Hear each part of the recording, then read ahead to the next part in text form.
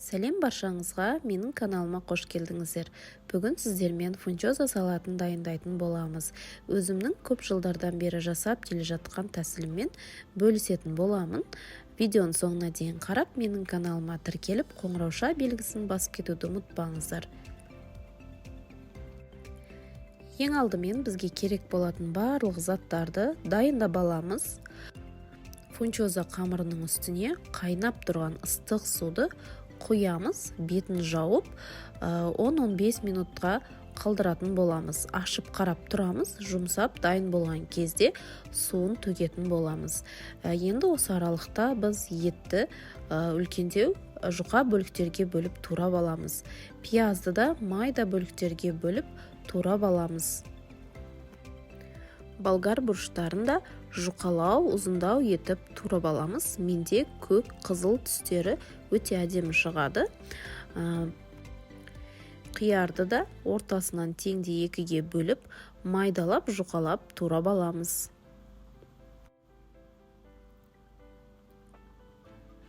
Зелендерден менде кинза мен укроп, майдалап турап аламыз оны да.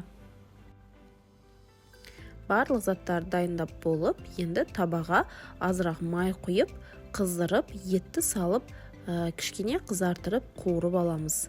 Сосын үстіне пиязды салып қуырамыз. Пиязды да аздап қуырып аламыз. Оның үстіне 2-3 тіс сарымсақты езіп саламыз. Майдалап турап салсаңыздар да болады. Томат пастасын саламыз. Кішкене араластырып жібереміз. Сосын үстіне болгар бұрыштарын саламыз. Оны да араластырып, кішкене қуырамыз. Сосын дәмдеуіштерді саламыз. Кориандр, кристаллик приправасы, тұз, соевый соус салып, паприка салып, кішкене араластырып, асын баяу отқа қойып, 10-15 минут дымдап пісіріп аламыз. Дайын болған фунчоза қамырыны 2 рет мұздай суда жуып жібереміз. Сосын пышақпен кішкене кесіп аламыз, араластырғанда ыңғайлы болу үшін. Оның үстіне қиярды саламыз. Алдынан дайындап алған сәбіз салатын саламыз.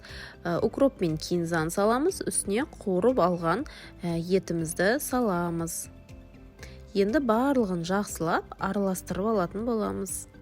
Мен уксус қосқан жоқпын, өйткені сәбіз салатта уксус болғандықтан артық қосқан жоқпын. Сіздер дәміне қарай 9% уксустан қоссаңыздар болады. Жақсылап араластырамыз, біздің салатымыз дайын. Өте дәмді, жеңіл салат болады. Осы рецептпен жасап көріңіздер, сіздерге ұнайды деп ойлаймын. Ыстық дастарханға тартсаңыздар, өте жақсы жейіледі. Біздің отбасымызға өте қатты ұнайды. Дәл осы рецептпен жасап көріңіздер. Видео ұнаса, лайк басып, менің арнама тіркеліп, өз пікірлеріңізді жазып кетуді ұмытпаңыздар. Видеоның соңына дейін қарағандарыңызға рахмет. Келесі видеоларда көріскенше аман сау болыңыздар.